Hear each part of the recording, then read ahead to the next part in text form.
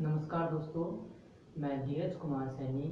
मेरे YouTube channel DS mathematics classes में आपका स्वागत है। अभी तक इस चैनल पे जितनी भी वीडियोज आ रही थी, अपलोड हो रही थी, वो सभी BSc से रिलेटेड थी। BSc first year, second year और थर्ड ईयर से। लेकिन आज मैं इस चैनल पर क्लास 12 से संबंधित पहली वीडियो अपलोड करने जा रहा हूँ, जिसमें आपके चैप्टर नंबर 1, आपकी बुक का चैप्टर नंबर 1 है और चैप्टर का नाम है संबंध एवं फलन। आज का जो लेक्चर है, ये लेक्चर आपके संबंध एवं फलन टॉपिक पर आधारित है। ठीक है, तो सबसे पहले हम इस लेक्चर को स्टार्ट करने से पहले हमें ये जान लेना जरूरी है कि इन संबंध और फलन होते क्या हैं और इनको डिफाइन करने के लिए किन किन ऑपरेशंस की आपको आवश्यकता पड़ेगी, या किन किन संक्रियाओं की आपको आवश्यकता पड़ेगी, या किन किन अवयवों की आपको आवश्यकता पड़ेगी। तो सबसे पहले हम स्टार्ट करते हैं संबंध की परिभाषा।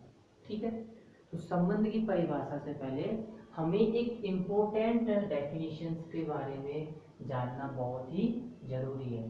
ठीक है, वो डेफिनेशन क्या है? वो है दो समुच्चयों का कार्तीय गुणनफल। ठीक है, वो डेफिनेशन है आपकी दो समुच्चयों का कार्तीय गुणनफल। तो ये है आपकी फर्स्ट डेफिनेशन, दो समुच्चयों का कार्तीय गुणनफल।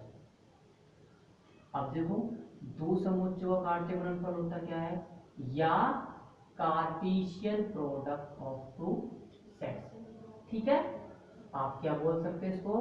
Cartesian product of two sets. ठीक है भाई, क्या बोल सकते हैं इसको? Cartesian product of two sets. आप देखो, दो समुच्चयों का कार्तीय गुणनफल होता क्या है?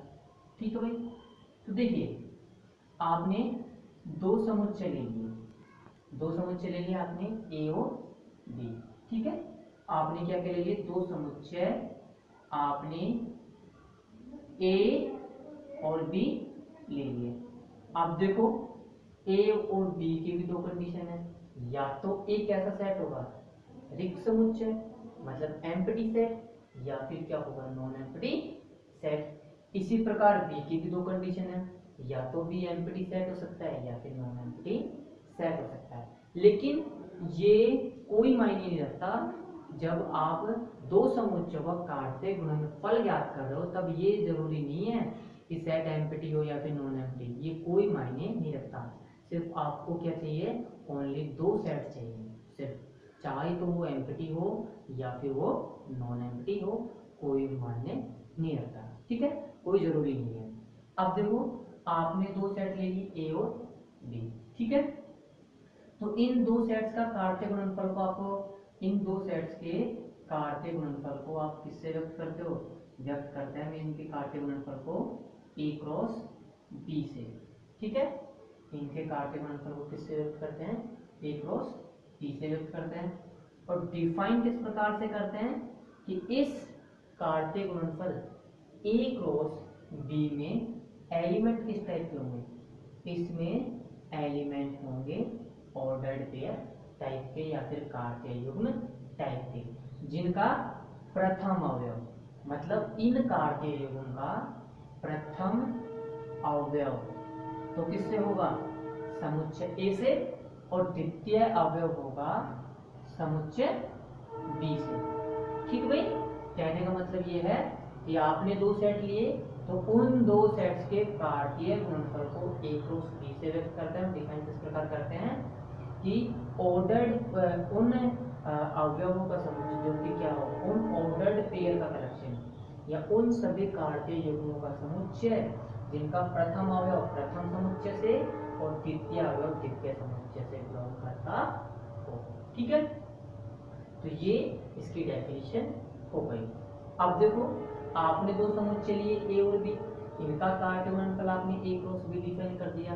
ए क्रॉस बी में आपने देखा कि अवयव किस टाइप के हैं, कार्तीय युग्म टाइप के, जिसमें प्रथम अवयव इस कार्तीय युग्म का प्रथम अवयव तो समुच्चय ए से और द्वितीय अवयव किससे बिलोंग कर रहा है, समुच्चय बी से बिलोंग कर रहा है। ठीक है, इसी प्रकार आप क्या डिफाइन कर सकते हो, इसी प्रकार आप डिफाइन कर सकते हो कार्तीय गुणनफल बी क्रॉस ए।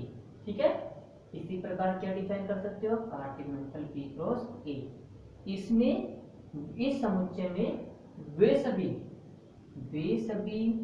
कार्तीय युग्म होंगे, इस समुच्चय में वे सभी कार्तीय युग्म होंगे जिनका प्रथम अवयव तो क्या होगा, जिनका प्रथम अवयव तो समुच्चय बी से बिलोंग करेगा और द्वितीय अवयव किससे बिलोंग करेगा, द्वितीय अवयव समुच्चय ए से बिलोंग करेगा। ठीक है, तो आप कोई भी दो सेट लिए तो उनका कार्टेशियन प्रोडक्ट आप इस प्रकार से डिफाइन कर सकते हो, या तो आप ए क्रॉस बी डिफाइन कर सकते हो और बी क्रॉस ए आप डिफाइन कर सकते हो। तो ये तो आपकी डेफिनेशन होगी। अब देखिए इसकी डेफिनेशन। ठीक है, तो डेफिनेशन देखो,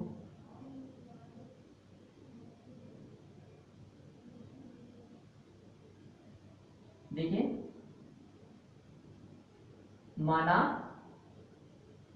माना ए और बी, माना ए और बी कोई दो समुच्चय है। ठीक है भाई, माना ए और बी कोई दो समुच्चय है।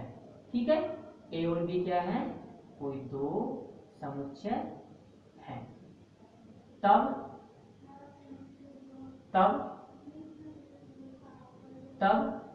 समुच्चय ए और बी के, तब समुच्चय ए और बी के कार्तीय गुणनफल, तब समुच्चय ए और बी के कार्तीय गुणनफल को, ए और बी के कार्तीय गुणनफल को किससे व्यक्त करोगे, कार्तीय गुणनफल को ए क्रॉस कार्तीय गुणनफल को ए क्रॉस बी से व्यक्त करते हैं। ठीक है भाई, ए क्रॉस बी से व्यक्त करते हैं। ठीक है, तथा निम्न प्रकार परिभाषित करते हैं, तथा निम्न प्रकार परिभाषित करते हैं, तथा निम्न प्रकार परिभाषित करते हैं। ठीक है, तथा निम्न प्रकार परिभाषित करते हैं। आप देखो किस प्रकार से परिभाषित करते हैं, आपको पता है, अभी बताया था कि कार्तीय गुणनफल को व्यक्त तो किससे करोगे, व्यक्त करोगे ए क्रॉस बी से। ठीक है, और डिफाइन या इसको परिभाषित किस प्रकार से करोगे कि उन सभी संभावित क्रमिक युग्मों का समुच्चय जिनका प्रथम अवयव तो किससे बिलोंग कर रहा हो, समुच्चय ए से बिलोंग कर रहा हो और द्वितीय अवयव समुच्चय बी से बिलोंग कर रहा हो। ठीक है, तो ये आपने कार्तीय गुणनफल डिफाइन कर दिया।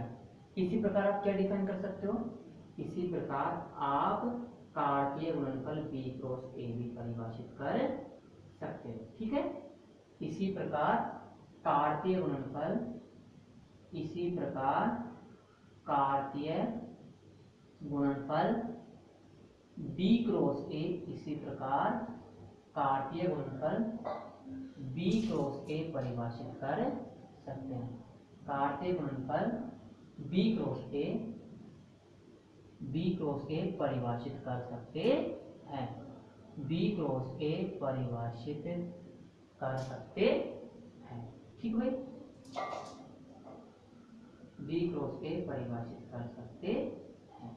अब देखो कैसे परिभाषित होगा बी क्रॉस ए, देखो अर्थात ये जो सिंबल है आई डॉट ई, ये जो संकेत है ना, ये संकेत आई डॉट ई डॉट, इसको बोलते हैं अर्थात। हिंदी में क्या बोलते हैं इसको, हिंदी में बोलते हैं अर्थात। ठीक है, अर्थात बी क्रॉस ए बराबर, अर्थात बी क्रॉस ए बराबर ऑर्डर्ड पेयर या कार्तीय युग्म y, x such that small y belongs to capital B और small x belongs to capital A। ठीक है, तो ये किसकी डेफिनेशन हो गई? ये डेफिनेशन हो गई आपके कार्तीय गुणनफल की। अब देखिए कार्तीय गुणनफल की आपने डेफिनेशन बता दी। अब कार्तीय गुणनफल के बाद ये देखो कि इस सेट में एलिमेंट कितने होते हैं। ठीक है भाई, आपने दो सेट का कार्टेशियन प्रोडक्ट लिया, कार्तीय गुणनफल लिया, तो भी तो सेट ही तो बन रहा है। उस सेट में बस एलिमेंट्स का स्वरूप चेंज हो रहा है। पहले एलिमेंट्स अलग टाइप्स के थे, अब की बार एलिमेंट्स किस टाइप में है? कार्तीय युग्म टाइप में। ठीक है, अब की बार एलिमेंट्स इस कार्तीय युग्म के टाइप के हैं, तो इनकी संख्या कितनी होगी? ठीक है, तो इनकी संख्या किस पे डिपेंड करती है? इनकी संख्या डिपेंड करती है समुच्चय ए और समुच्चय बी में उपस्थित अवयवों की संख्या पर। मतलब कार्तीय गुणनफल में जो भी अवयव होंगे ना, जितने अवयव होंगे, उनकी संख्या किस पर निर्भर करेगी? उनकी संख्या निर्भर करेगी समुच्चय ए और समुच्चय बी के अवयवों की संख्या पर। तो देखो आप ऐसे करो, दोनों समुच्चयों में क्या मानो, मान लो कि इसमें इतने अवयव हैं और इसमें इतने अवयव हैं। ठीक है, तो देखो नोट फर्स्ट आपका, इसी की सहायता से हम नोट फर्स्ट भी बना देंगे। देखिए आपने मान लिया, माना समुच्चय ए में, माना समुच्चय ए व बी में, माना समुच्चय ए व बी में, माना समुच्चय ए व बी में क्रमशः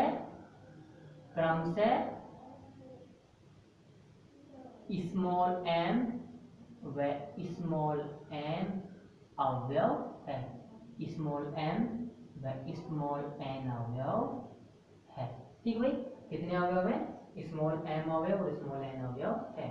ठीक है, तो आप क्या लिख सकते हो? ये जो आपने थ्योरेटिकल स्टेटमेंट लिखा है, इसको आप मैथमेटिकल क्या लिख सकते हो? अर्थात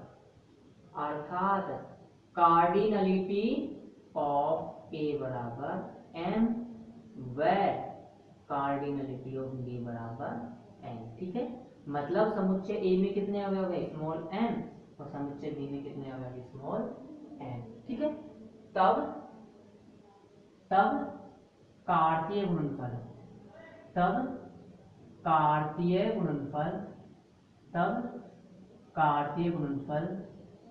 ए क्रॉस बी में कितने अवयव होंगे? तब कार्तीय गुणनफल ए क्रॉस बी तथा बी क्रॉस ए में कितने अवयव होंगे? m इंटू एन अवयव होंगे।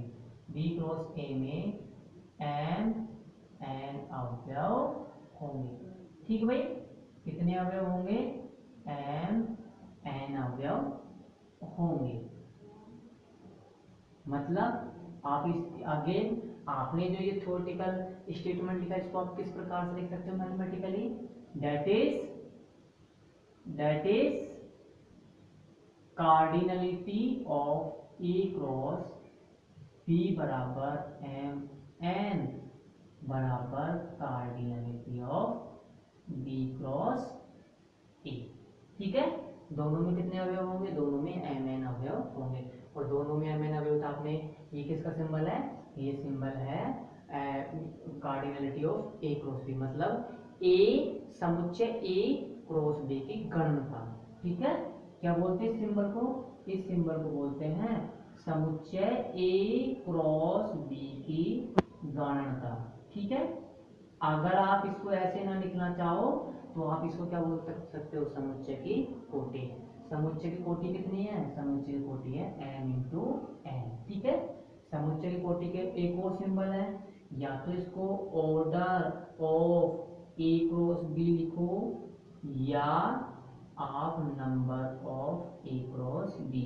ठीक है, order of A cross B का मीनिंग होता है समुच्चय ए क्रॉस बी में अवयवों की संख्या। इसी प्रकार number of A cross B का मतलब होता है समुच्चय ए क्रॉस बी में अवयवों की संख्या, और इसका मतलब होता है इस सिंबल का ए क्रॉस बी की घनता। घनता मतलब उसमें कितने अवयव हैं। ठीक है भाई, तो आप कोई सा भी सिंबल यूज कर सकते हो, कोई प्रॉब्लम नहीं है।